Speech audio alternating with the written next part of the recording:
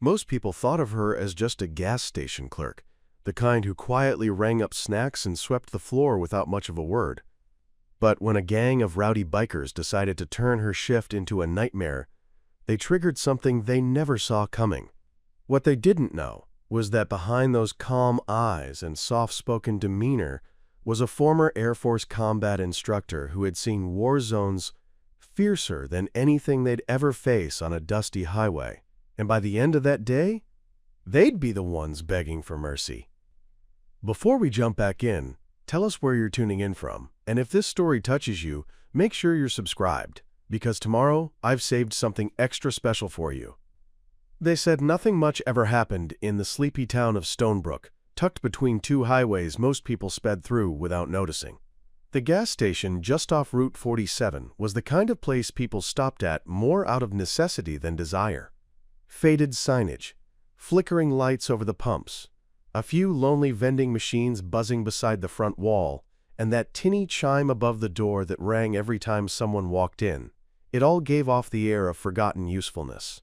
Locals knew it as Clark's Fuel and Mart, though Clark hadn't owned it in over a decade.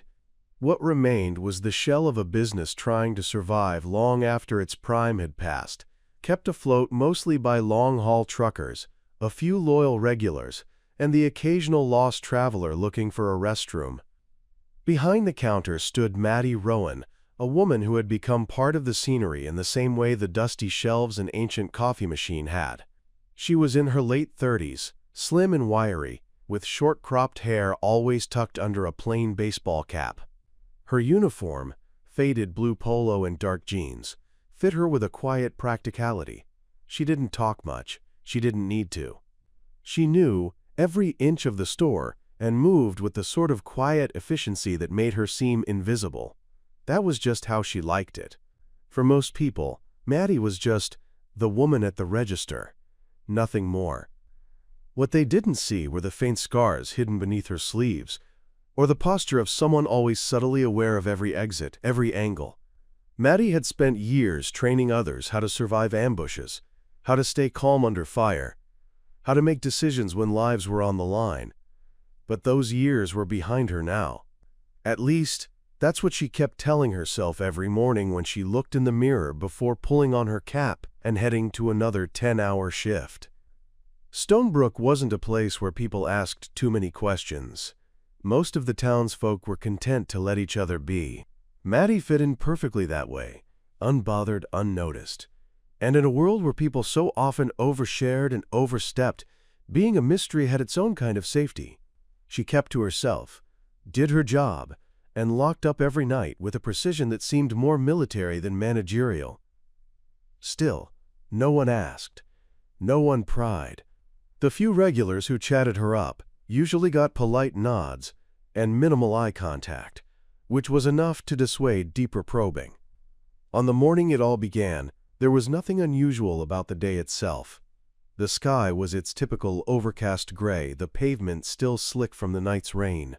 Maddie had arrived before sunrise, as always, with a thermos of black coffee in hand.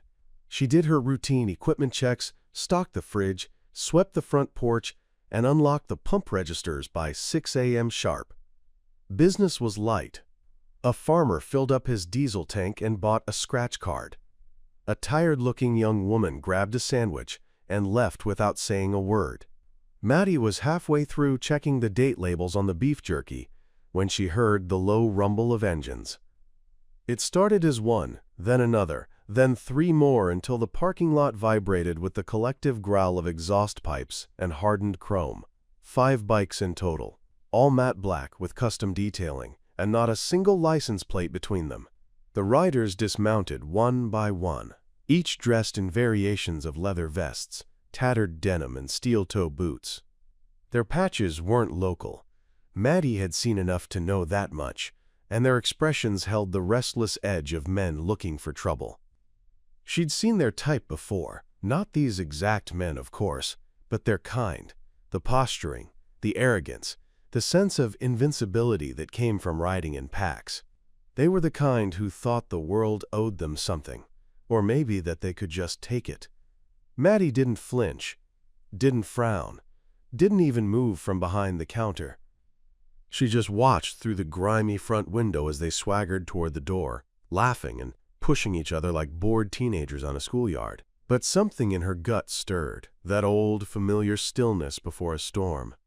The bell above the door jingled like a nervous bird as they shoved their way inside. The tallest one, shaved head, snake tattoo curling up his neck, headed straight for the fridge. 2 more peeled off toward the snack aisle. Another picked up a pack of gum and deliberately dropped it on the floor before crushing it under his boot. The 5th one, their leader maybe, leaned against the counter and stared at Maddie like she was a TV he was deciding whether to smash or steal.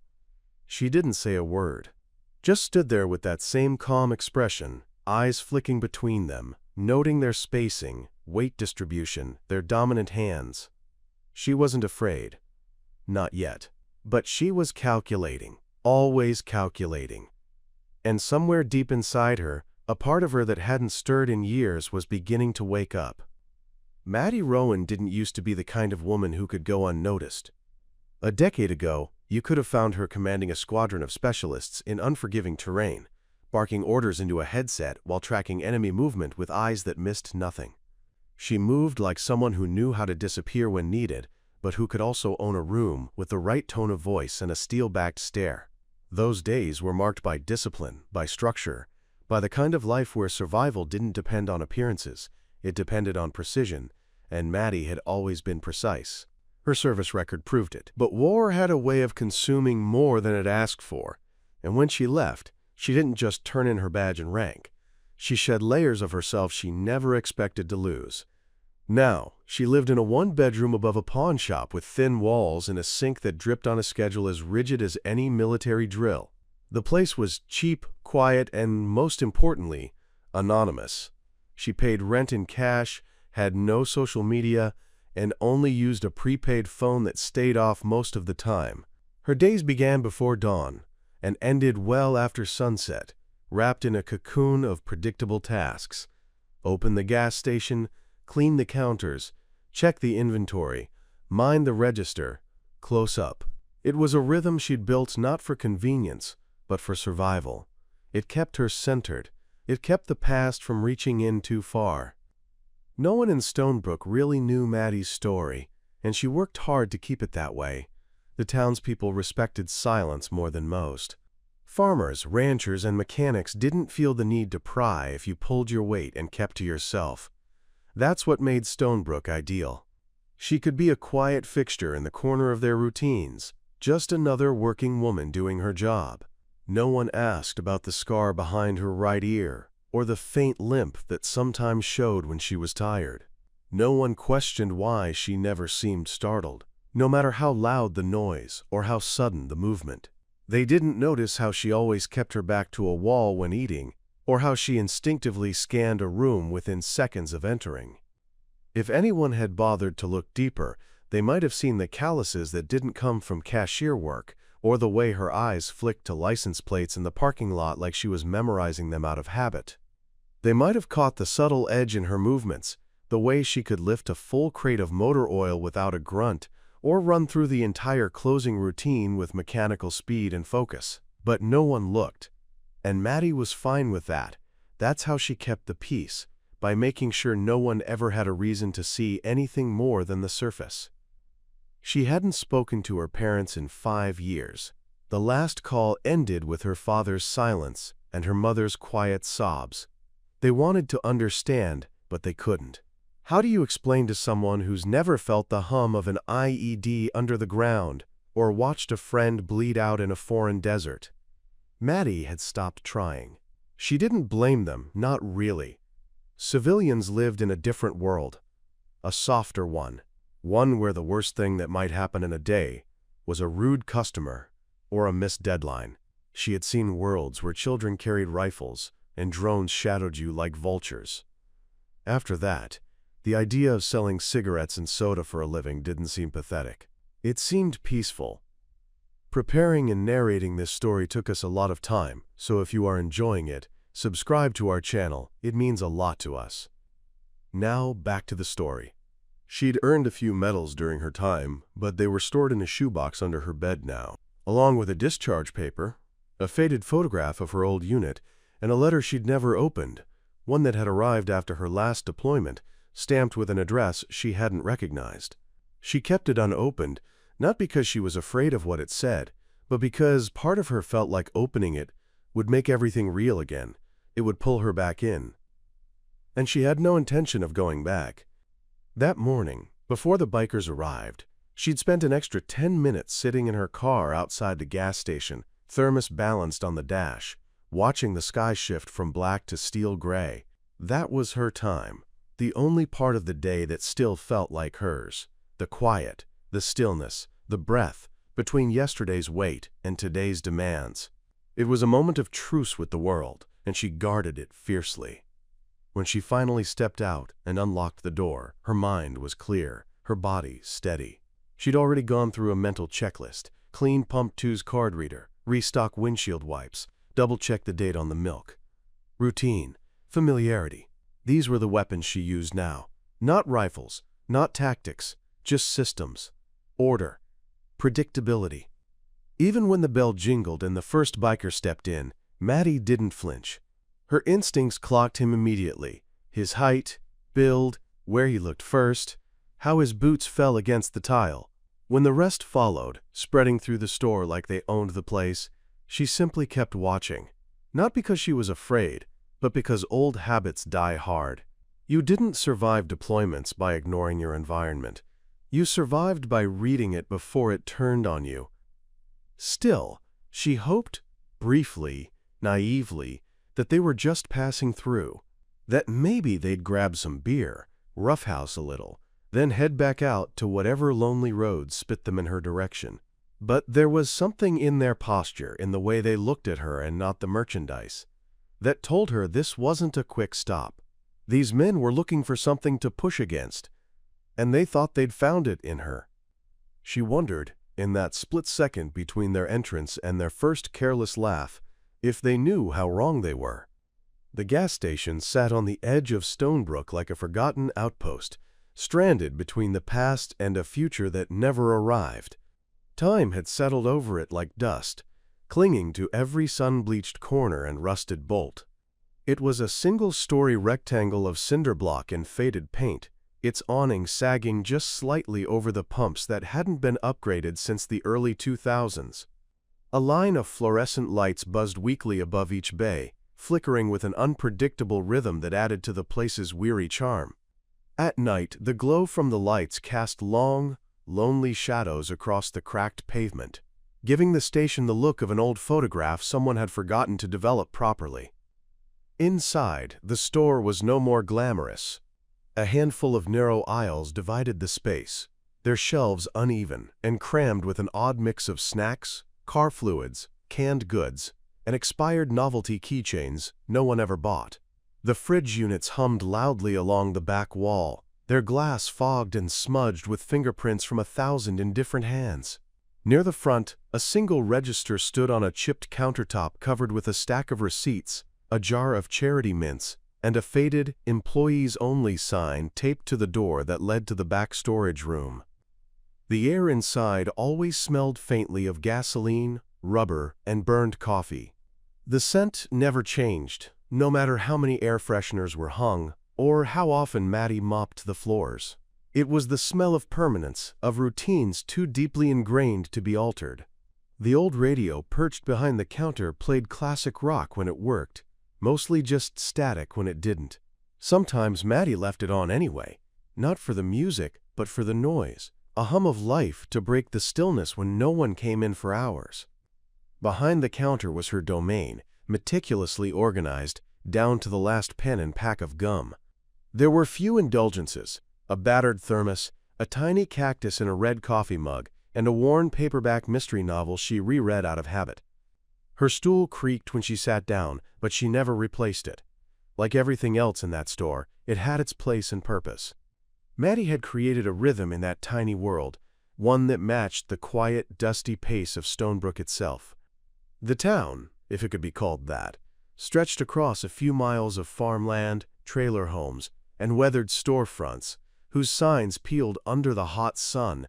Stonebrook didn't advertise itself. There were no tourist traps. no grand welcomes. You had to know it was there to find it, and even then it often felt like a place that only existed in the spaces between bigger destinations. The residents were a mix of blue-collar lifers and wandering souls who never quite made it out. People nodded to each other on the street but rarely pried. Privacy was as natural here as dust on the windowsills. The closest thing to a downtown was a single intersection where a diner, a pawn shop, and a feed store circled a four-way stop. The gas station sat a good 10-minute drive from that center, flanked by open fields and dry brush. At night, the only sounds came from wind scraping through weeds and the occasional growl of passing engines on Route 47.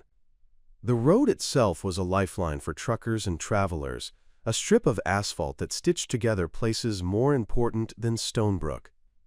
But it was that isolation, that in-between nature, that had drawn Maddie there. She liked the liminal quality of the town, the way it seemed to exist just outside the pull of time. No one here asked questions about the past, and the future didn't demand much from anyone. There were no deadlines, no briefings, no decisions that could mean life or death. Just shelves to stock, pumps to monitor, and customers to ring up. It was the kind of environment where you could fade into the wallpaper if you wanted to, and Maddie had become a master at that. Behind the station, a dirt lot opened into scrubland, a wide patch of nothing bordered by fence posts that had long since lost their wire. An old shed leaned drunkenly in the back corner, its door barely hanging on, filled with spare parts and tools no one remembered the names for. Maddie had claimed it as a kind of sanctuary. On her breaks, she'd sometimes walk out there, sit on a cinder block in the shade, and listen to the silence.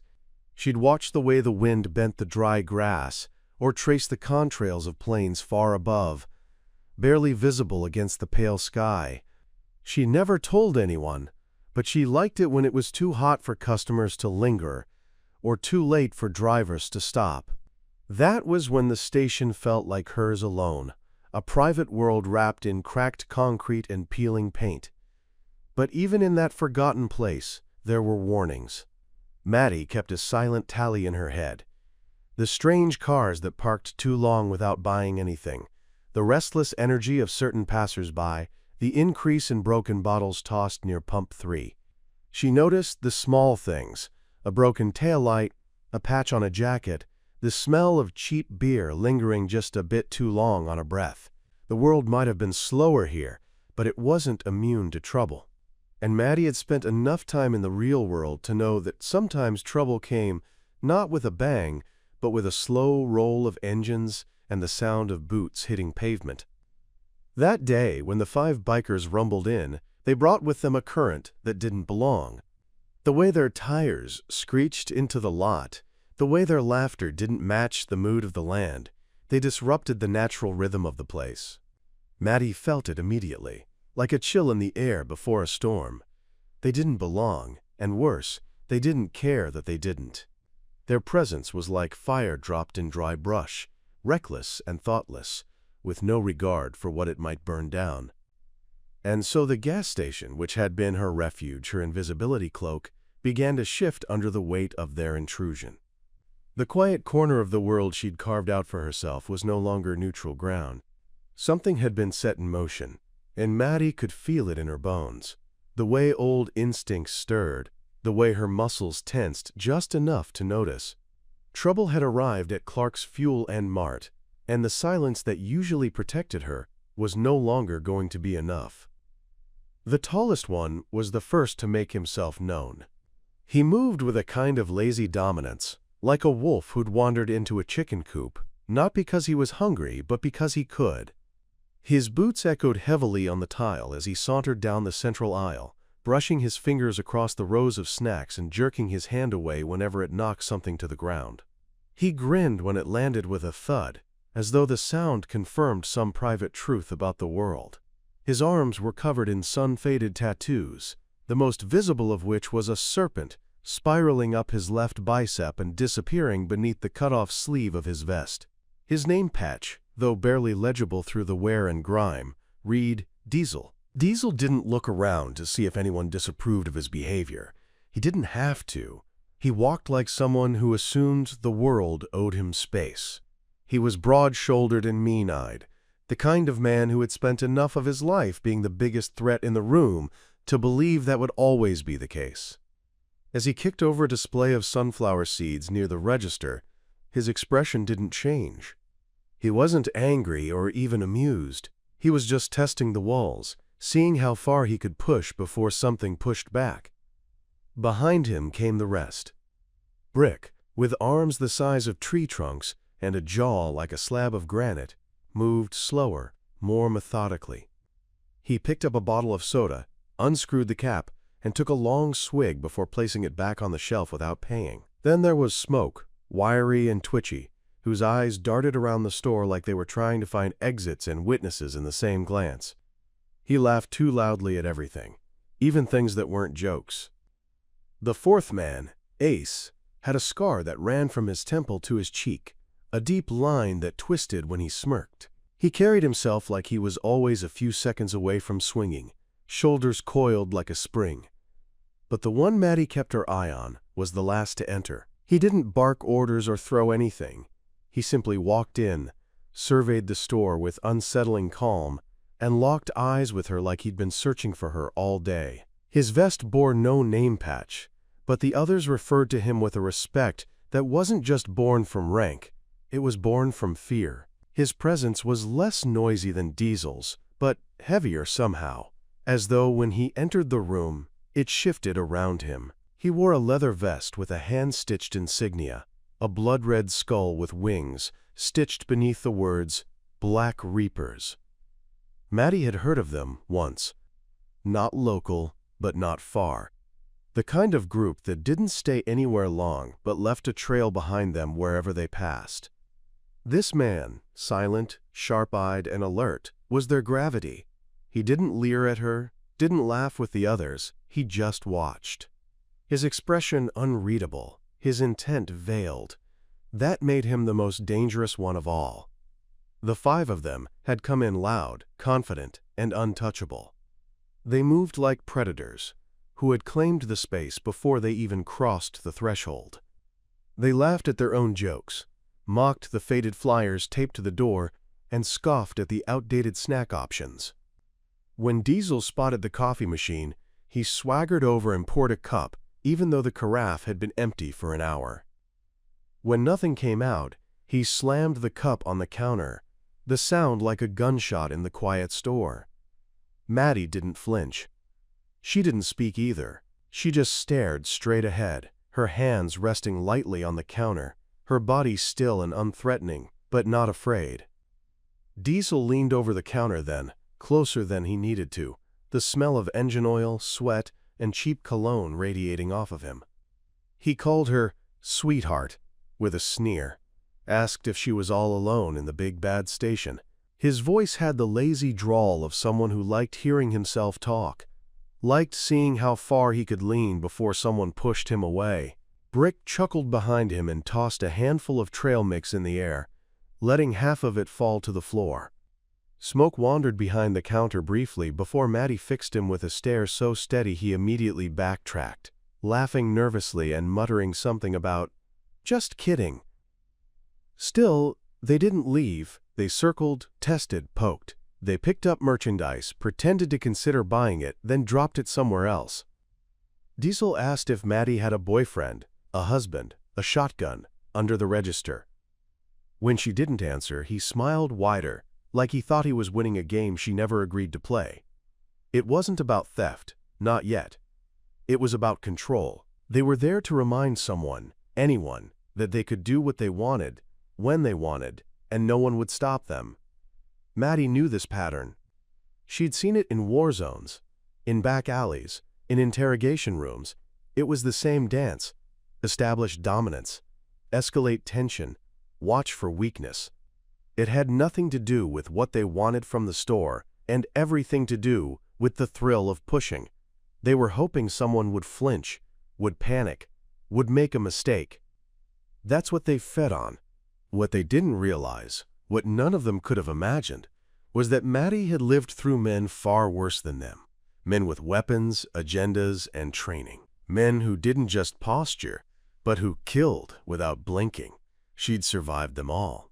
And she had done more than survive. She had led, fought, endured. These bikers, they were loud. But loud didn't scare her. Noise never did. Still, she waited. There was no sense in showing her hand too early. Let them underestimate her. Let them think she was just a quiet woman behind a register. It was better that way, because when the time came, and it would come, it would be the shock in their eyes that gave her the edge. Not her fists, not her strength, the surprise. Outside, the wind picked up, sweeping dust across the empty pumps. Inside, 5 men tried to make the world smaller for a woman they didn't understand. And somewhere behind her calm expression, Maddie was already preparing, not because she wanted a fight, but because she knew how to finish one. The next morning broke quietly over the sleepy town of Elkridge, with the fog rolling in from the nearby lake, casting a soft haze over the streets. At the gas station, the familiar hum of fluorescent lights buzzed overhead while the smell of burnt coffee filled the tiny break room. Dana had barely taken a sip of her morning brew when she noticed that the security footage had been tampered with. It wasn't obvious at first glance, but the system had clearly been looped the night before between midnight and 2 a.m., just around the time the bikers had left. Her eyes narrowed as she stared at the feed, lips tightening. That wasn't just vandalism or harassment anymore. Someone knew how to manipulate surveillance tech, and that meant there was more to this than she initially thought. While her expression stayed neutral, her brain clicked into a different gear, one she hadn't had to engage in years. She left the footage running and walked out front, just as Phil, the morning delivery guy, was hauling crates of soda out of his truck. He gave her a smile and a wave, chatting about the local baseball game and asking if she'd heard that one of the bikers, Doug, was actually the cousin of a deputy. Dana pretended to be mildly surprised, but she took note of that. It made sense now how they were able to skate by without consequence so far. Still, even with that local connection, there were lines you didn't cross. She wasn't about to let a bunch of outlaws with inflated egos think they could intimidate her, or worse, harm anyone else in the process. Back inside, she finished reviewing the looped video, piecing together the timing and matching it with the visible angle of the moon on another camera that hadn't been hacked. That little discrepancy told her enough. She didn't need a badge to get justice. She just needed the right plan. She left a note in the back room for Hank, letting him know she was going to take a few hours off mid-afternoon, and not to worry. Then she grabbed her coat and made a few careful stops around town. First, she visited an old friend, Marcus, who worked in tech support at the cable company. She asked if he could discreetly help her recover the original surveillance footage from the overwritten hard drive.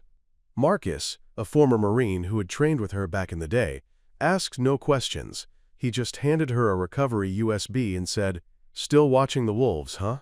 She gave him a quiet nod, then moved on to her next errand. She drove out toward the edge of Elkridge, where a small gun range sat behind a line of pine trees. She didn't come out there often anymore, but today felt different. Not because she needed to shoot, her muscle memory was sharp as ever, but because the routine of preparation always gave her clarity. She loaded a magazine, checked her stance, and fired off a tight cluster of shots into the center of the paper target. Each round echoed in the open air, like punctuation marks on a sentence she hadn't yet written.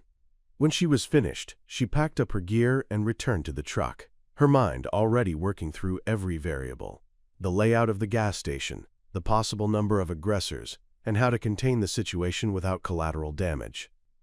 Meanwhile, back at the station, Hank had no idea Dana was prepping for anything beyond her usual quiet day. He handled the register and chatted with locals, oblivious to the storm forming just beyond the horizon. But that storm wouldn't wait long. Around dusk, the familiar roar of motorcycles announced their return. 5 of them this time. More than before. They didn't rush in. They pulled up with deliberate slowness, engines growling as if daring anyone to challenge their dominance. Dana watched from the shadows near the storage unit on the side of the building. She had returned 30 minutes prior and parked her truck around back. She had already disabled the exterior cameras herself, This time on her terms. She didn't want this moment recorded, not yet. Not until she controlled the narrative. One of the bikers, a tall man with a silver beard braided into a long point, was the first to dismount. He walked in like he owned the place, pushing open the door and gesturing for the others to follow. Dana waited for the right moment.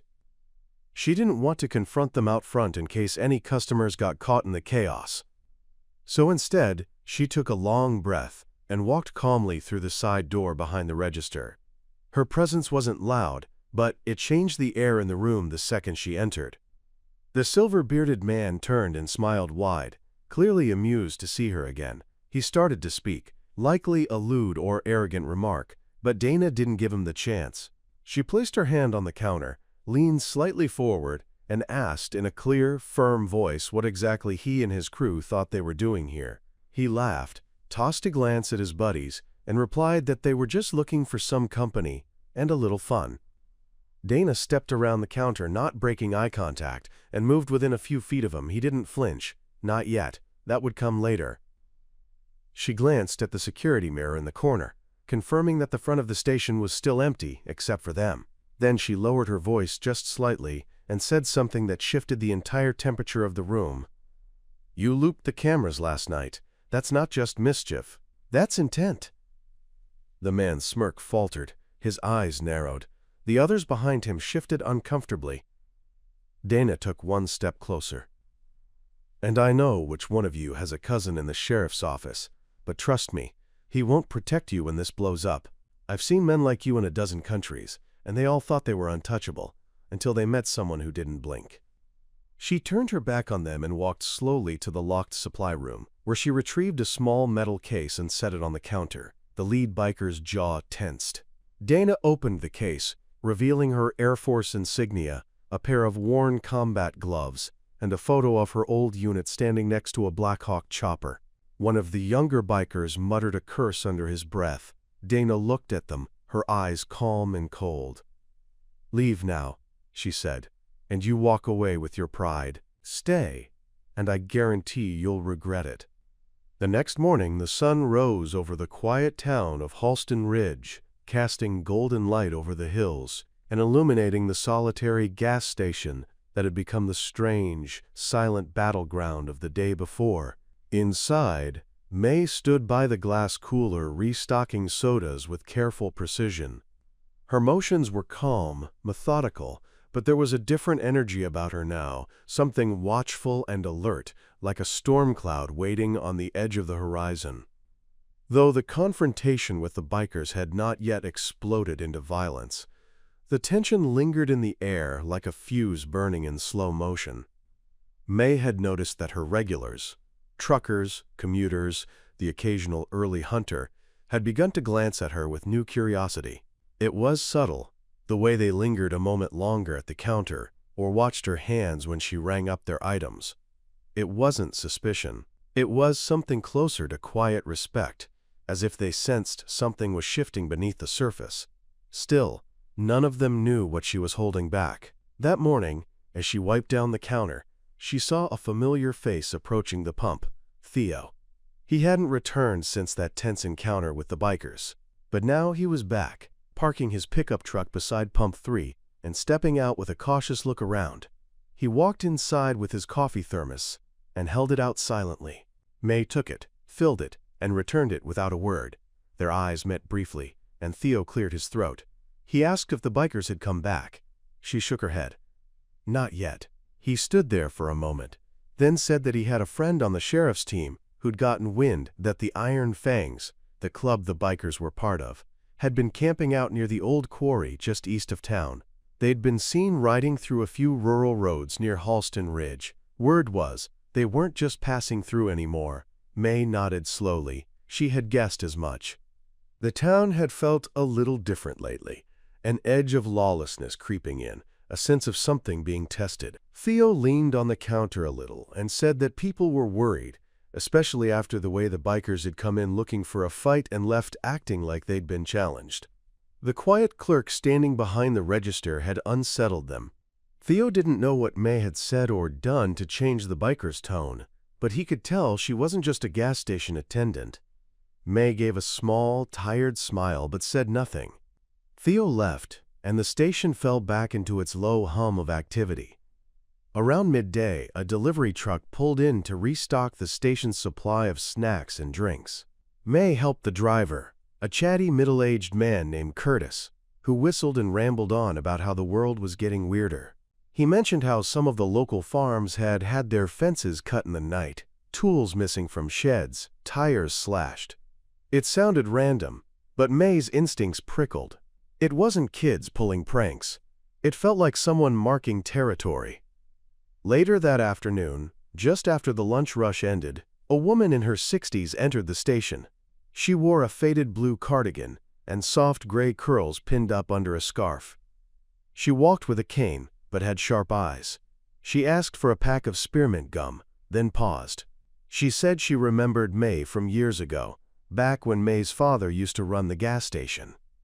The woman's name was Evelyn, and she'd been a neighbor for a long time. She said she was sorry to hear about Henry's passing, then studied May closely and said she was glad someone like her was back in town. "You were always quiet but never small," she said. "Like your mother. She had a stillness too, but there was power under it. I remember." May looked at the woman for a long moment.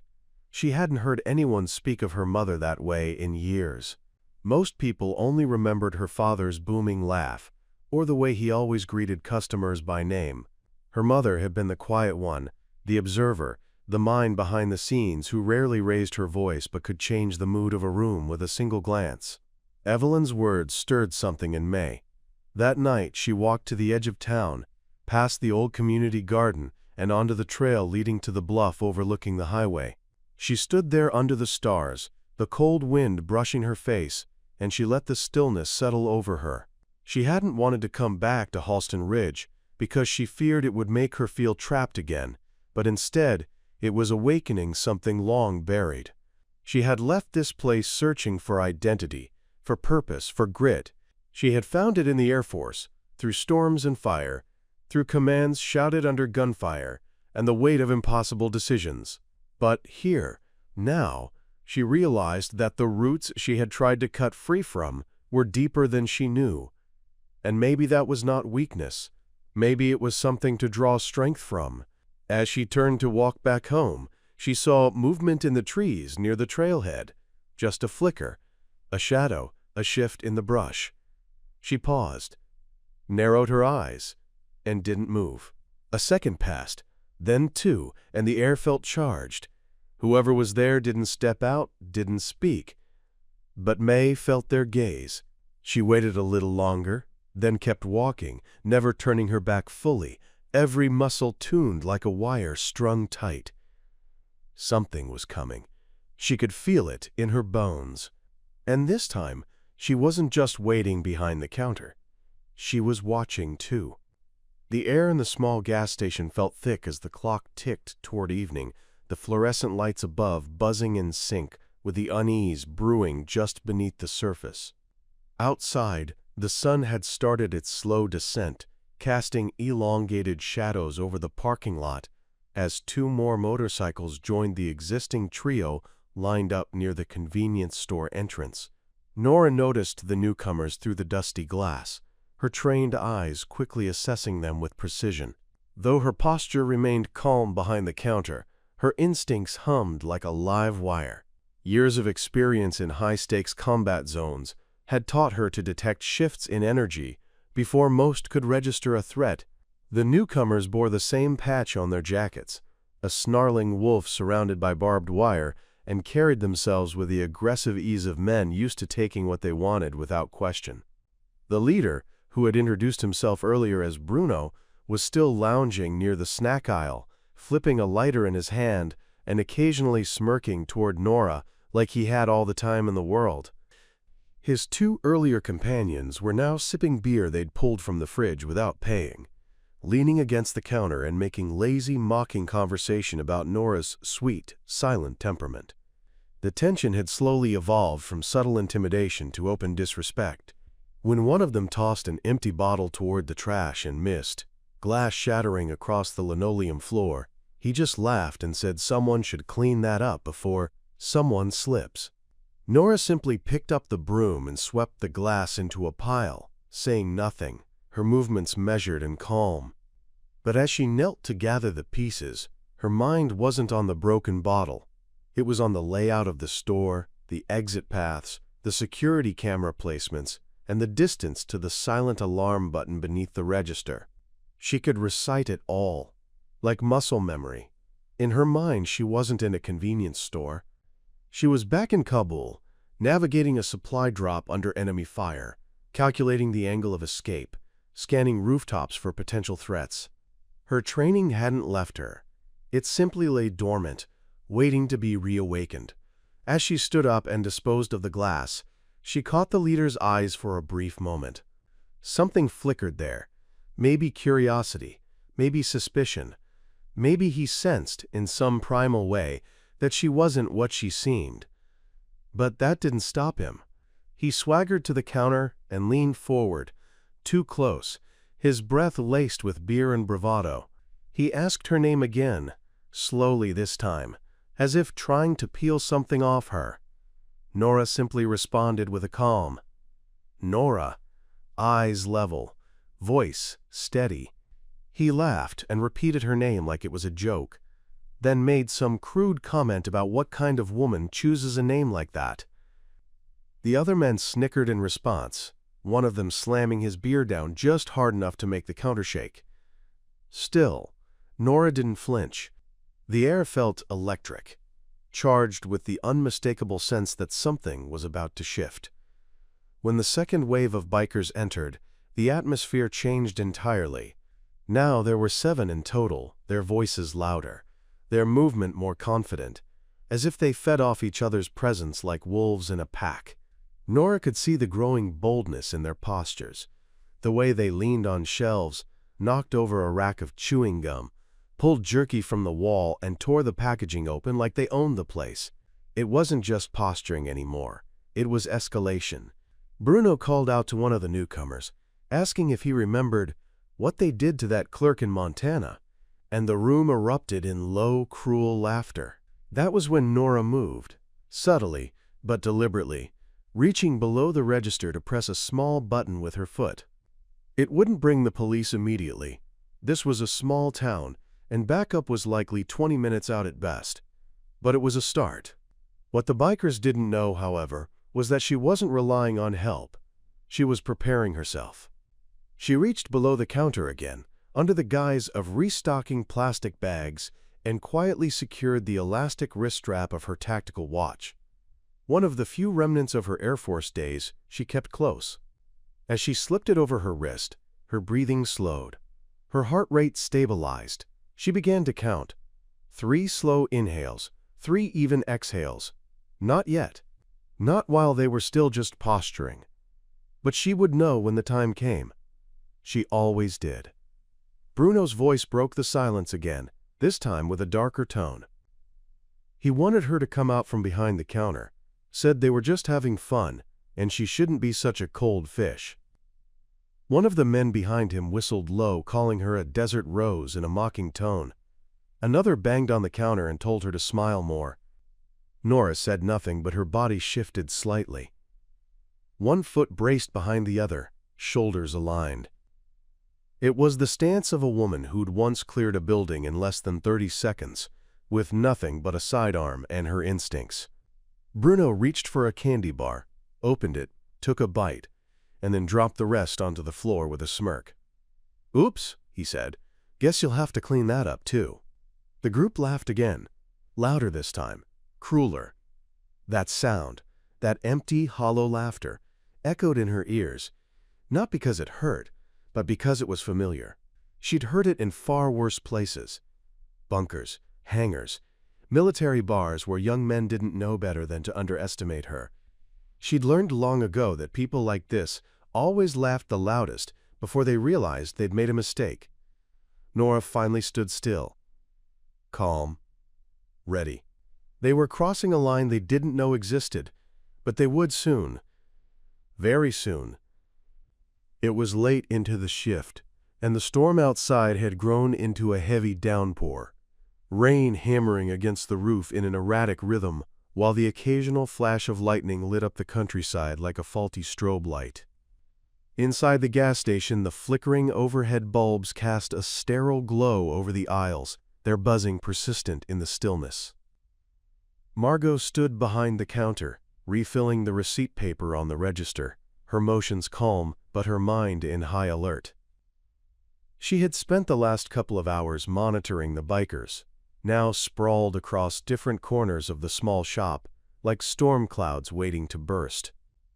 She noticed their patterns, one loitering by the refrigerators pretending to study soda bottles, another fiddling with a lighter near the rack of automotive supplies, and the third pacing slowly between the snack aisles.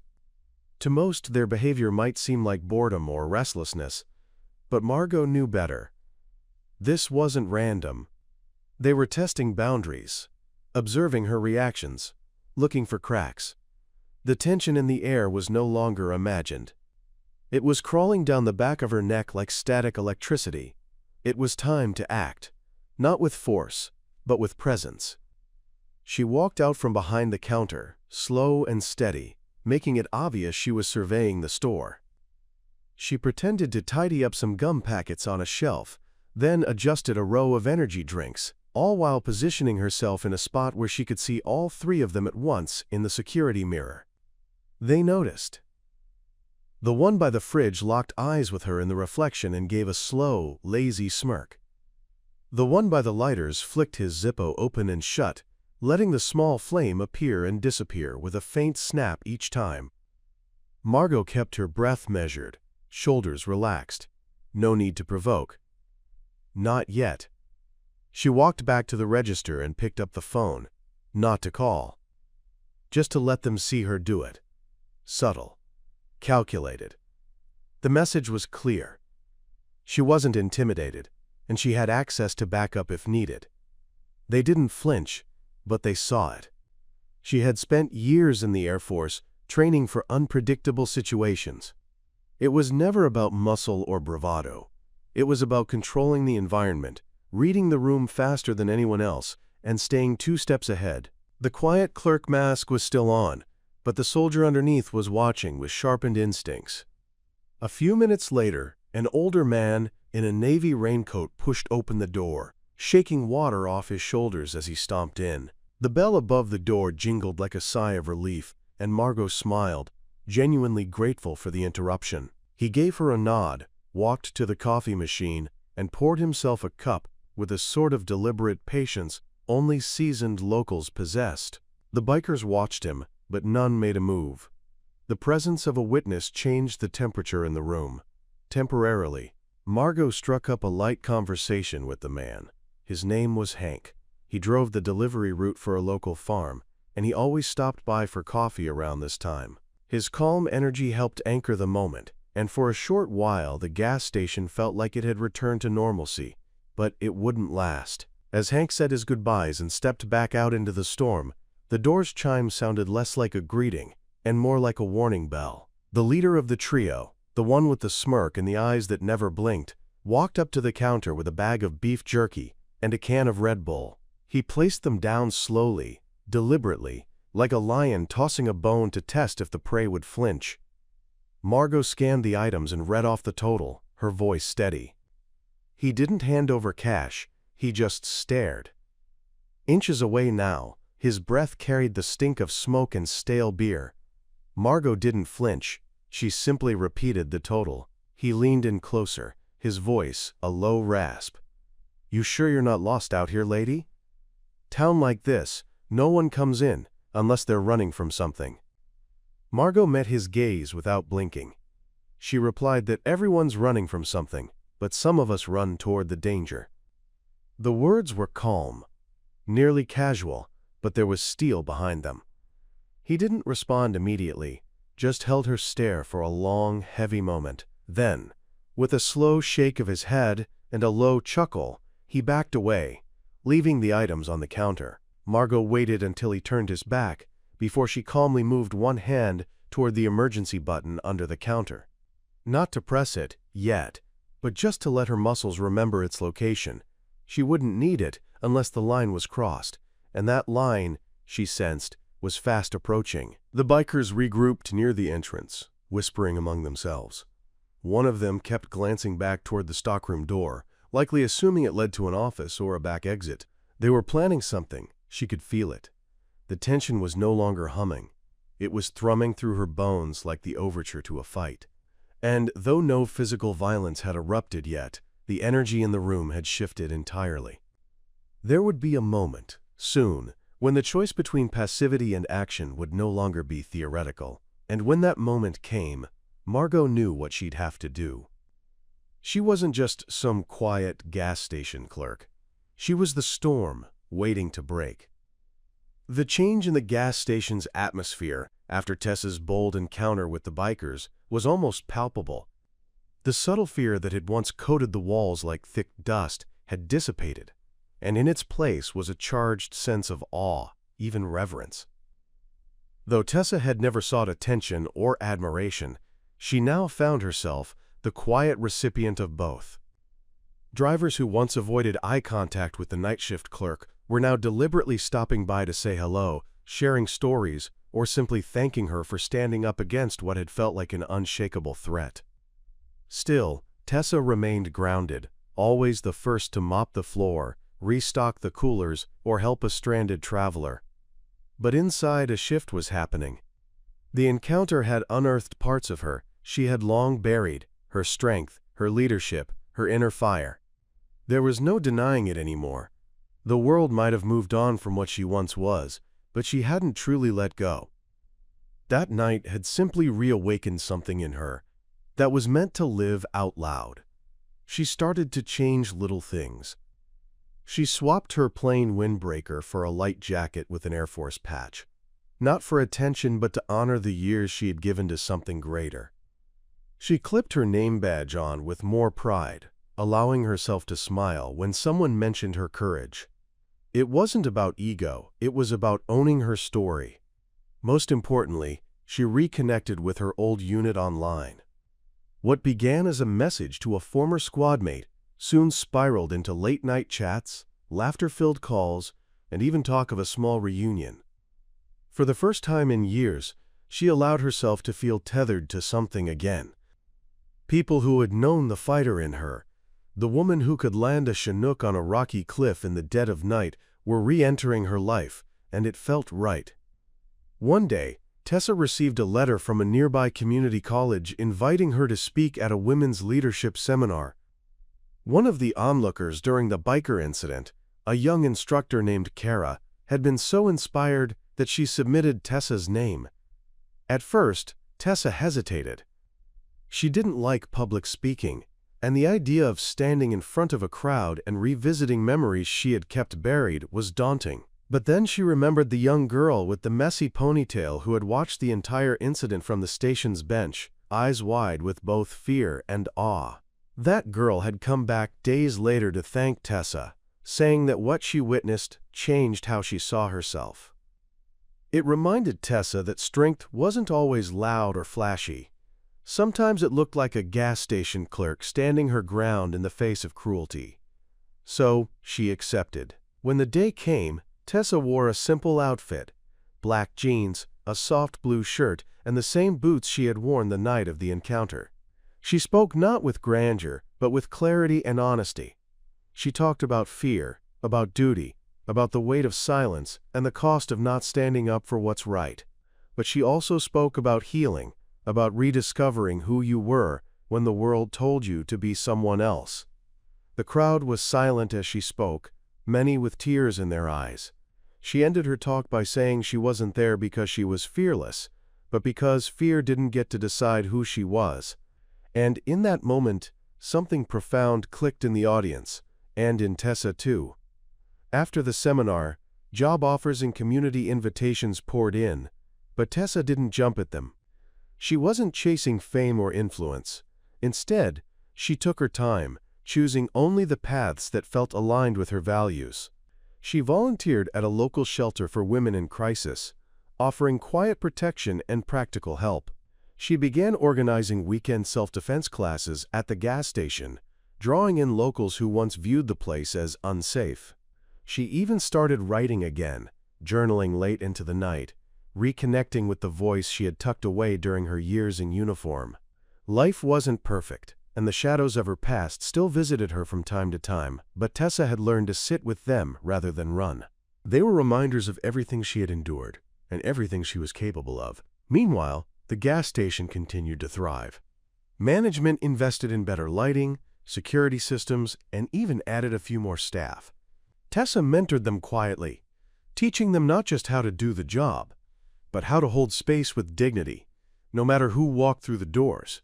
People drove out of their way to fill up there, not just for gas, but for the sense of calm and integrity the place now seemed to radiate. Some even brought their daughters, introducing them to the woman who stood up to the bikers, hoping they might take away even a sliver of the strength Tessa embodied. She smiled through those moments, always humble, always redirecting praise, but she knew, deep down, that she had reclaimed something vital. The woman she once was hadn't vanished. She had simply been waiting for the right moment to rise again. The moment the storm outside finally broke through into the gas station, it wasn't wind or rain, it was human. The group of bikers burst through the doors with more force than necessary, tracking mud and oil across the clean tile floor, their boots thudding heavily, as if demanding attention. Clara looked up from the register, her face calm and expressionless, the same mask she'd worn since the morning shift began. But something had shifted inside her the moment she heard those tires screeching into the lot and the rowdy laughter outside. There was a sixth sense that only years of combat training could hone, and that sense told her this wasn't just another loud group of customers. There was something more volatile behind their eyes, something itching to cause disruption, to assert dominance in a space they thought they owned simply by stepping into it. The leader, a broad-shouldered man with a greasy beard and a faded leather jacket adorned with patches, approached the counter slowly, his fingers tapping in rhythm along the edge. His grin was wide, but there was no humor behind it. The rest of the crew fanned out through the small shop, pretending to browse the snacks and drink coolers, but their focus never left Clara. She felt their eyes on her, like the heat from a scope in the desert, a pressure she recognized from 100 tense moments in places far more dangerous than this. Still, she didn't flinch. He called her sweetheart and asked if she was alone. The question was coded in playful menace, his tone low and mock-gentle, like a predator circling its prey with a smirk instead of claws. Clara didn't answer the question directly. She kept her responses crisp, professional, disengaged. The less she fed the fire, the less it would grow, or so she hoped. But that theory only worked with people who obeyed boundaries, and these men weren't here for fuel or snacks. They were here because they'd had too many drinks before noon, because boredom and arrogance often made a dangerous cocktail, and because they mistook her silence for weakness. As the minutes passed, the tension only grew thicker. One of the younger bikers knocked over a display of gum with a laugh and didn't bother to pick it up.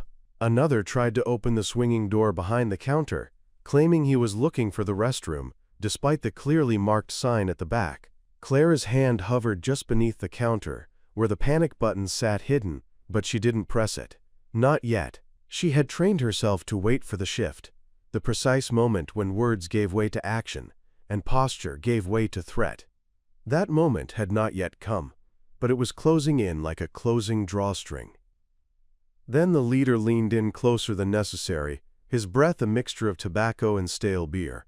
He asked her if she was scared. It was a simple question, but it carried layers. He wasn't asking if she was scared of them. He was asking if she would submit. If she would look down, apologize for existing, and offer a smile to make them feel powerful. Clara's eyes didn't waver. She didn't answer. Instead, she gave the same soft blink she used when lining up her scope in a windstorm. It was a blink that said she had measured him and found him small. He didn't like that. He slapped the counter hard, a loud, sudden crack that startled the youngest biker into a chuckle and sent a bag of chips falling off the shelf.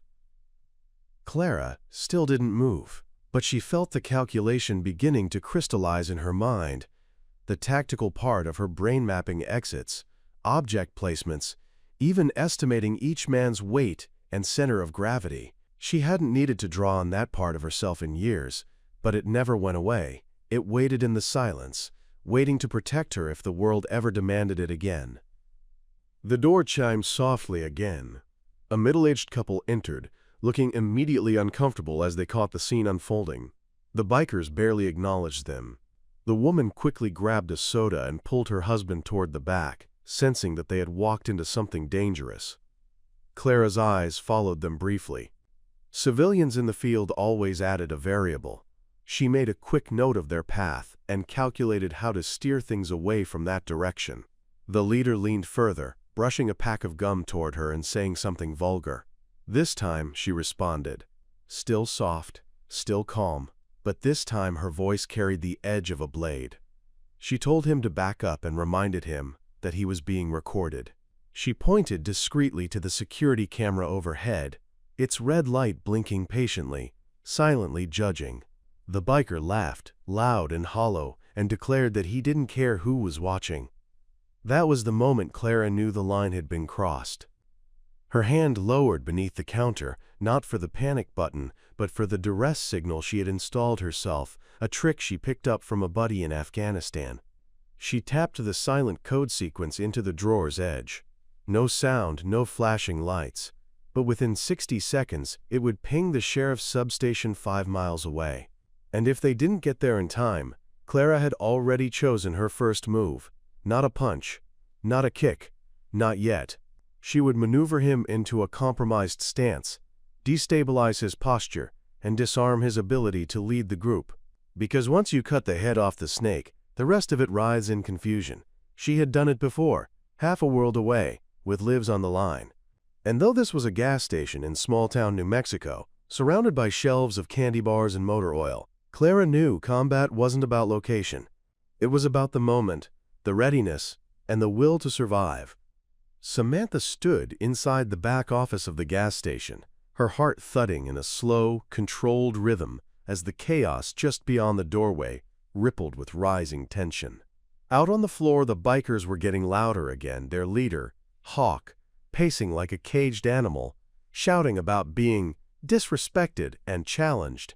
One of the younger ones, probably drunk or trying to prove something, was smashing a candy display with the butt of a boot. The others laughed, but it was forced now, unsure, the way a pack gets unsettled when their alpha loses control. Samantha, seated on the edge of the dusty filing cabinet, carefully laced her boots. Not her work boots. These were the ones she kept in her go-bag, heavy-duty and made for movement. She had already changed into the black cargo pants and snug, long-sleeve compression top she used to train in during her service. The faded patches from her Air Force unit were tucked in the bag, not worn now, but remembered. She didn't need a symbol to remind her of who she was. Her mind moved in perfect rhythm as she pulled her hair back into a tight braid, every action deliberate, measured, calm. This wasn't adrenaline. This was muscle memory, the quiet switch that flipped after years of conditioning, the readiness that came not from fear, but from focus. She walked to the metal locker bolted to the wall and opened it to retrieve the item she'd hidden there the day she got the job. An old telescopic baton, small and unassuming, but more than enough for what she intended. She didn't plan to use it if she didn't have to, but she'd been taught to prepare for every scenario, especially ones involving escalating group behavior and unknown threats. She glanced at the wall clock. 2 minutes had passed since she stepped into the back. She needed no more than one. She stepped into the hallway and moved toward the store. The sound of a glass bottle shattering made her quicken her pace. The bikers were growing more destructive. Some of the gas pumps outside were unattended. She made a mental note to shut the lines as soon as possible. But first, containment. When she pushed open the door, the room seemed to exhale. Hawk turned first, smirking again. His voice was a sharp blade wrapped in velvet. "There you are, sweetheart. Thought you might have snuck out the back." Samantha said nothing. She walked straight toward him, her boots thudding against the floor in heavy, certain steps. Her body was relaxed, shoulders low, chest open, but every movement was coiled with power. The silence unnerved him more than any shouted command might have. One of the bikers to Hawk's left reached toward her, mockingly playful, like swatting a fly. She sidestepped the hand, caught the wrist mid-air, and twisted sharply, using the momentum to pivot him downward in one fluid motion. He hit the floor with a crack of his knee and a grunt. The others blinked, as if watching a magic trick. Hawk growled something that sounded like a threat, but she was already on the move, circling them, her body in control of the space. She didn't fight like they expected. No flailing, no yelling, just precise, efficient movement. The baton flicked open with a metallic snap. That alone made 3 of the men freeze. She wasn't swinging it. Not yet. But they could see she knew how to use it. One lunged, more out of pride than strategy. Samantha sidestepped again, pivoting, letting his mass do most of the work, and swept his legs with a low strike of the baton. He dropped, groaning. Then came the tipping point. The others hesitated, and in that moment, Hawk stepped forward, fist raised. Samantha ducked low, driving upward with a palm strike to his ribs, disorienting him long enough to disarm his stance. She didn't need to break bones. Just disrupt the pattern. Make them question everything they thought about her. And it worked. As Hawk stumbled back, gasping, his face flickered with something between confusion and fear. Not just at her strength, but at the way she didn't flinch, didn't gloat. She simply stood still again, centered. One hand held the baton, the other, her phone. She held it up. Dialed. Her voice was clear, not raised. "Sheriff Milton, you have 6 men here destroying private property and assaulting employees. I've got video. And they're still here." There was silence. Then a scuffling of boots. One biker muttered that they should go. Another said something about not wanting trouble. Samantha didn't move, but her eyes were locked on Hawk. He looked at her like she was someone he hadn't seen before. Not a clerk. Not a woman. A threat. A reckoning. And he hated it. But he feared it more. He turned without a word and started walking. The rest followed, quieter now. Outside, they climbed onto their bikes, engines roaring to cover their retreat. Samantha watched them go, her jaw set, her breath steady. She waited until the taillights disappeared into the night before collapsing the baton and setting it on the counter. Then, calmly, she picked up the store phone and called the sheriff again, this time to make it official. Inside her, there was no rush of victory, just stillness. She had not wanted to do any of this. But she had done what needed to be done. And the town would remember, not the fight, but the woman who had stood alone, unafraid, against the storm. The next morning began with a strange stillness. The usual hum of trucks and the scent of burnt coffee that had marked the start of every day at Carter's Junction seemed muted. Ava stood by the window of her small back office, staring out at the empty lot. Yesterday's confrontation with the bikers had triggered something far deeper than she had anticipated. She hadn't slept much.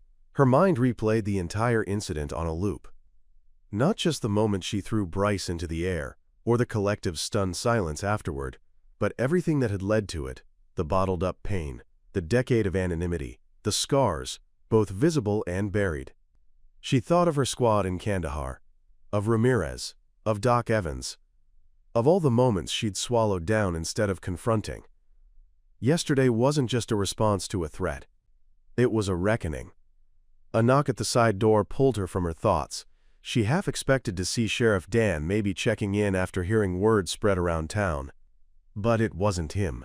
Instead, she found an envelope taped to the glass pane. No one was in sight. She opened the door, looked around briefly, then peeled the envelope from the window. Inside was a note, scribbled in untidy handwriting. "We were wrong. You earned our respect. If you ever need anything, call us. Bryce."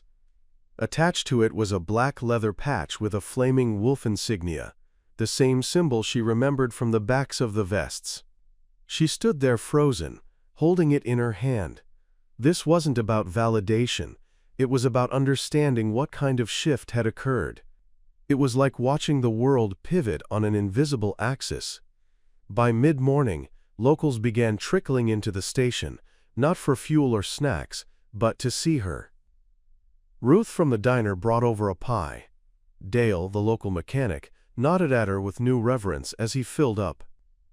Even a few high schoolers came by, whispering in awe about that Air Force lady who took down an entire biker gang without breaking a sweat.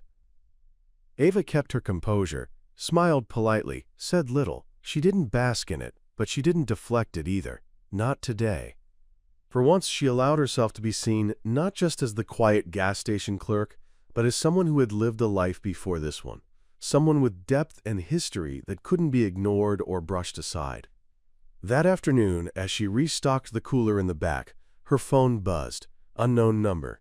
She let it go to voicemail, but the message came through almost instantly. "Hey, Ava, it's me." "Drew."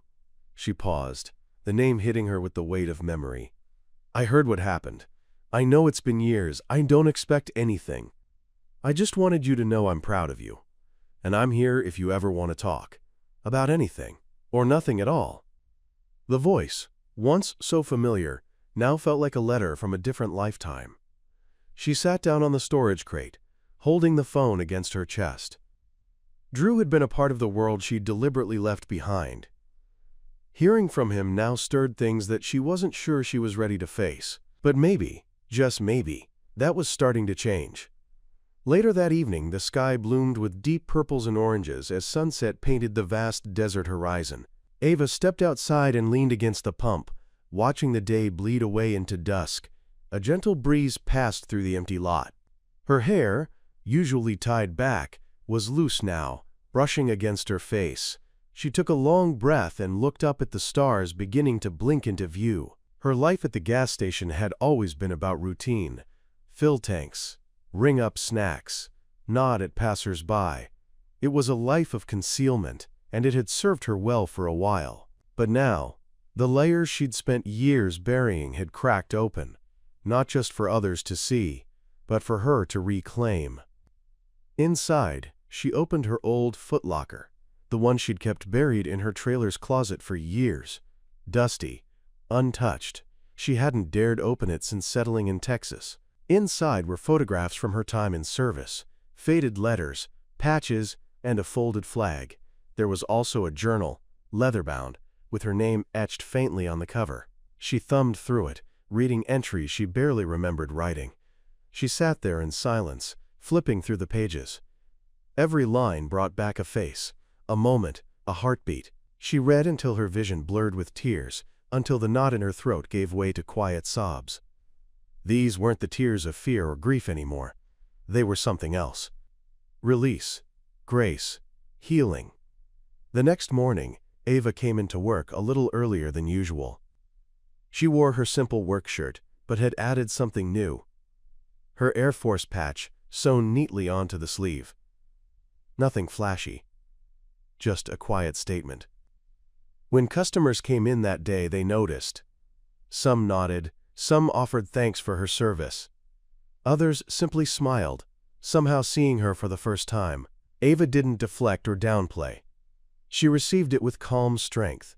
The woman they had underestimated was no longer hidden. She didn't need to be. That afternoon, Sheriff Dan finally came around, leaning against the counter with a smirk. Heard the boys from Iron Flame left town like scalded dogs. Bryce even stopped by the station, said he's taking his crew up to Oregon. Something about needing to learn a bit of humility. Can't say I'm surprised. Ava just nodded, pouring him a cup of coffee without a word. Dan leaned in a bit closer. "You know, I always suspected you had a story behind those quiet eyes. Didn't think it involved special forces training and disarming gang leaders. But hey, small towns are full of surprises." Ava gave him a faint grin. "Let's just say I don't like trouble," Dan chuckled. "Well, trouble sure picked the wrong gas station." Outside, the wind carried the scent of sage and sun-warmed gravel. The road stretched long and empty past Carter's Junction, but the silence no longer felt like isolation. It felt like space. Space for the next chapter, space for reconnection, and maybe, someday, space for something like peace. Ava looked out at the endless stretch of highway, eyes calm and steady. The world was starting to see her again, but more importantly, she was starting to see herself. The days following the news segment saw something unexpected unfold. The gas station that once lay forgotten at the edge of Maple Ridge's town limits had become a quiet point of pilgrimage for many. People drove in from neighboring counties, some even from out of state, not just to see the place where the now famous incident occurred, but to shake the hand of the woman who stood her ground. But Clara had no desire for the spotlight. She continued to clock in at the same time every day, mop the floor the same way, and restock the shelves with the same diligence as before. If anything, she made herself even smaller, even quieter in the face of all the attention. She didn't want her past to define her. She wanted her choices to speak for her. But life, it seemed, had other plans. The incident with the bikers had changed more than just how others saw her. It stirred something in Clara, something she hadn't quite expected. When a woman named Erica and her daughter stopped in one morning, their eyes filled with awe, Clara smiled politely but tried to keep the interaction brief. Erica, a former nurse who had faced her own demons with domestic abuse, explained that Clara's bravery had helped her finally leave her situation. Her daughter had watched the news footage and started martial arts lessons that very week. Clara listened, humbled and overwhelmed, and thanked them for coming. But later that night, as she stood in her kitchen sipping tea, something clicked. This wasn't just about her anymore. Her silence had spoken louder than words, and her actions had echoed in hearts she'd never met. She thought back to her days in the Air Force, not just the combat training or the missions, but the mentorship she'd received, the camaraderie, the strength in knowing someone had your back. Maybe it was time to pass that on. The next day, she visited the local VFW hall, a building she hadn't set foot in for over a decade. The old-timers recognized her immediately, some with warm smiles, others with solemn nods. She asked if there was a space she could use a few evenings a week. Nothing fancy, just enough room to start something for women and teens who wanted to learn self-defense. The commander, a leathery man named Pete, didn't hesitate. By the following week, Clara was standing in a circle of 6 women, young mothers, college students, a recently retired teacher, showing them how to breathe, how to stand, how to take control of their space. She didn't wear a uniform. She didn't even raise her voice. But her presence commanded respect, and the way she moved reminded everyone in the room that strength could live quietly, could look like them, could feel like safety. Word spread quickly. By the 3rd week, the group had doubled in size. Clara made a modest website with the help from Lila, the barista who still brought her pastries in the morning. They called the program Still Waters, a nod to Clara's calm exterior and the deep strength it concealed. Donations came in from strangers who believed in her mission. Local police officers began to refer at-risk women her way. Even schools reached out for talks. It wasn't what Clara had envisioned when she first took the gas station job. She never wanted to be a leader. But what she discovered was that sometimes leadership isn't about seeking power or standing in the spotlight. Sometimes it's just about showing up, standing firm, and being an example of what resilience looks like. Meanwhile, the bikers were facing their own consequences. The main 3 who had confronted Clara were being prosecuted for harassment, vandalism, and resisting arrest. Footage of the incident, captured from the store's security cameras and a few bystanders' phones, had gone viral. The court date drew near, and Clara received a summons to testify. She wasn't afraid. But she wasn't looking forward to revisiting that day either. Still, she knew it was important. Not just for justice, but for every woman who had watched that video and wondered what they would have done in her shoes. In court, she sat straight-backed, wearing a simple blazer and her veteran's pin. When asked to recount the events, she did so plainly, without dramatics or embellishment. The defense tried to paint the incident as a misunderstanding, a harmless joke gone too far, but the footage and the bruises on Officer Yancey's arm told another story. Clara answered every question with steady eyes and measured tone. The jury deliberated for less than an hour. Guilty on all counts. As the verdict was read, Clara looked over at the defendants. She didn't feel vindicated. She didn't feel proud. She just felt peace. That chapter, she realized, was closing. Outside the courthouse, reporters waited for a statement, but Clara politely declined. Instead, she walked back to her old pickup, took a deep breath, and headed straight for the VFW hall. That evening, 23 women waited in the hall. Clara walked in, set down her bag, and looked at the room. Women laughing, stretching, helping one another with balance and form. It wasn't just a class anymore. It was a community. And for the first time in years, Clara let herself smile. Not the polite, surface-level smile she gave customers at the counter, but a deep, unguarded smile that touched her eyes. She was home again, not in a base overseas, not in a gas station aisle, but right here in a circle of women she'd helped feel strong. The ride back to the gas station was a strange mix of silence and reflection. Hannah gripped the wheel tightly, her fingers twitching with every mile. Caleb sat in the passenger seat, subdued, his once brazen persona reduced to nervous fidgeting. Neither of them said a word, but the tension was as thick as the humid Georgia air. In the back seat, Marcus sat with a deep gash on his cheekbone and a wrist he was cradling like it might fall apart at any moment. His arrogance had dissolved entirely into something between shame and fear. Hannah didn't gloat. There was no need. The engine's hum filled the space between them like a quiet verdict being passed down. When they pulled back into the gas station lot, the sun was beginning its descent, casting long shadows across the asphalt. The pumps were quiet, a single sedan fueling up in silence as its driver glanced nervously toward the vehicle that had just arrived. Hannah stepped out without a word, her boots thudding against the pavement like war drums. She didn't look back as she walked inside, flipping the door sign from "Be Right Back" to "Open" with a calm finality. She took her place behind the register, her spine straight, her gaze level.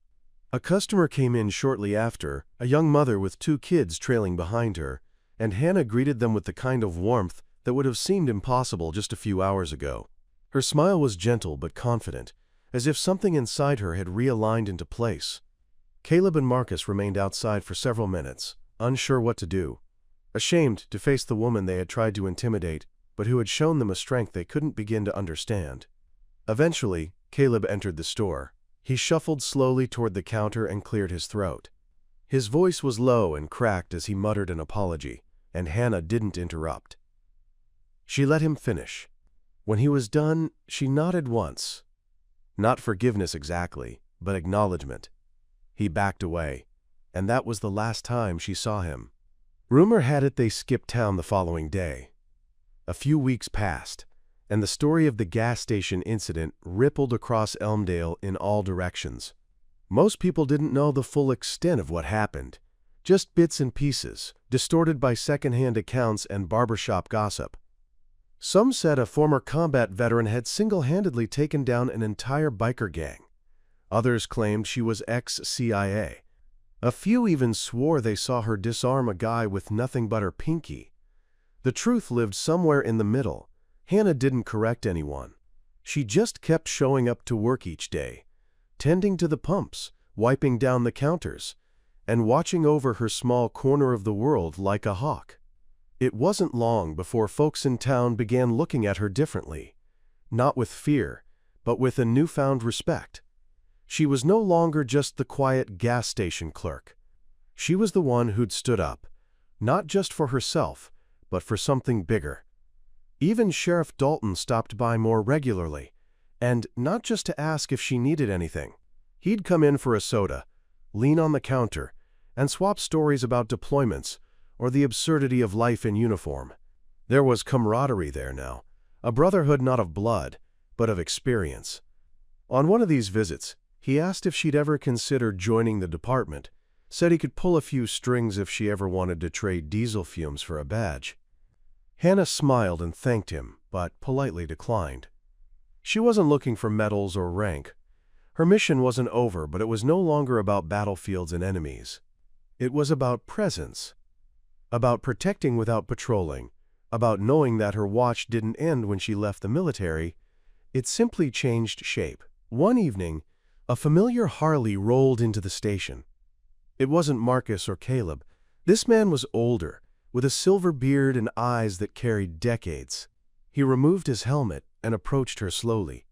He introduced himself as Mick, president of a regional veterans biker club. He'd heard about her from someone, maybe Caleb, maybe just through the grapevine. He wanted to say thank you, not just for what she did at the station, but for what it meant to veterans like him to see someone from their world still holding the line. They sat outside on the curb, sharing stories beneath the orange-hued sky, and when he left, he promised to send more respectful riders her way. Over time, Hannah's reputation turned into something more enduring. Parents would tell their kids about her when teaching them about standing up to bullies. Local girls looked at her and realized they didn't need to shrink when faced with aggression. Older men who once underestimated her now nodded respectfully when they passed. Every so often, someone would come in and say, "Aren't you that clerk from the biker incident?" She'd shrug, offer a sly smile, and say, "Just someone doing her job." But inside, Hannah knew she'd reclaimed something deeper than pride that day. She'd reconnected with her roots, reawakened her purpose, and carved out a legacy.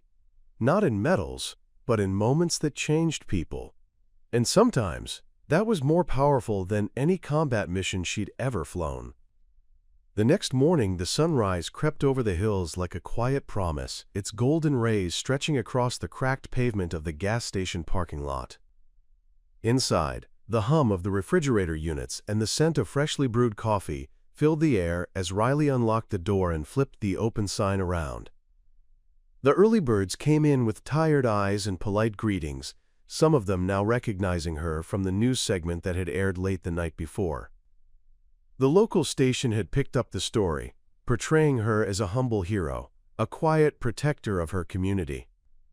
But for Riley, all of it felt surreal, like a dream that still hadn't settled into the folds of reality. After all, she never wanted recognition or applause. She just wanted peace. The town of Elkhaven buzzed a little differently that morning. More people waved as they passed by the station. A couple of old-timers honked their horns in approval. One man came in just to shake her hand, his eyes misty with emotion. "For my daughter," he said, "who is also serving. You made me proud." Riley nodded quietly, the weight of his words settling into her chest like a warm ember. The bikers hadn't come back, and word spread that their leader, Crusher, had turned himself in after being treated at the hospital. Apparently, he'd told the sheriff he had it coming. That alone stirred something deep in Riley. Not pride, but a strange, somber respect. Even wolves, when wounded, could recognize another predator. It wasn't about domination or power. It was about understanding strength and knowing when you'd met someone stronger, not just physically, but in will. Sheriff Morton dropped by mid-morning with 2 coffees in hand and a sheepish smile. "Truce?" he said, handing her the stronger brew. "Heard you like it black and bitter."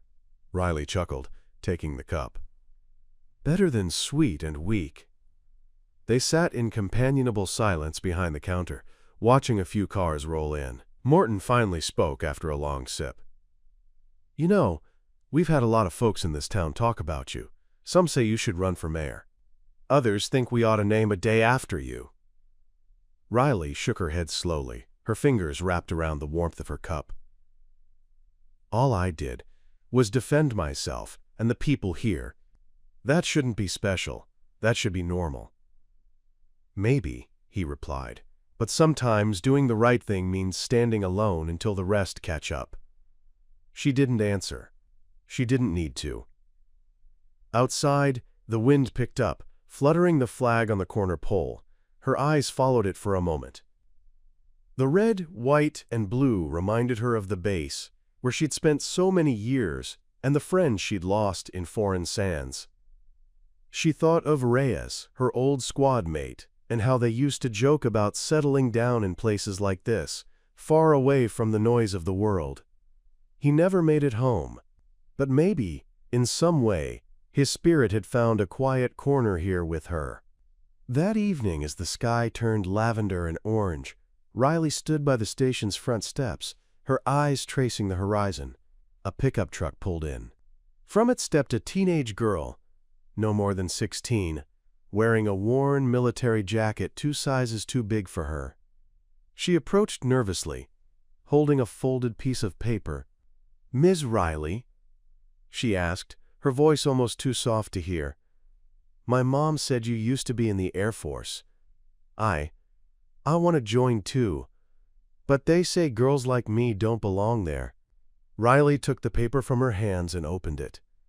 It was a drawing.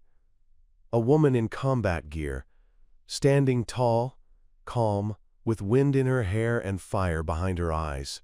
The name at the bottom read, Staff Sergeant Riley. Her throat tightened. "What's your name?" she asked gently. "Jasmine." "Well, Jasmine, girls like you and me belong wherever we choose to stand. Don't ever let them tell you otherwise." The girl smiled, her eyes glowing with hope, and turned to leave. Riley watched her go, the drawing pressed to her chest. As the truck disappeared down the road, she whispered, "Semper Fi, Reyes. Looks like we're still making a difference." Later that night, Riley sat by her small apartment window, staring at the stars. She thought about the gas station, about the townsfolk who now looked at her differently, and about the girl with the drawing. The world had changed, just a little, and maybe that's all anyone could ask for, to tilt it slightly toward something better, something braver. She closed her eyes, letting the silence wash over her. She had found peace, not in escape, but in purpose. She was no longer running from her past. She was building her future, one quiet moment at a time. And in that quiet, she was stronger than ever. Up next, you've got 2 more standout stories right on your screen. If this one hit the mark, you won't want to pass these up. Just click and check them out. And don't forget to subscribe and turn on the notification bell so you don't miss any upload from us.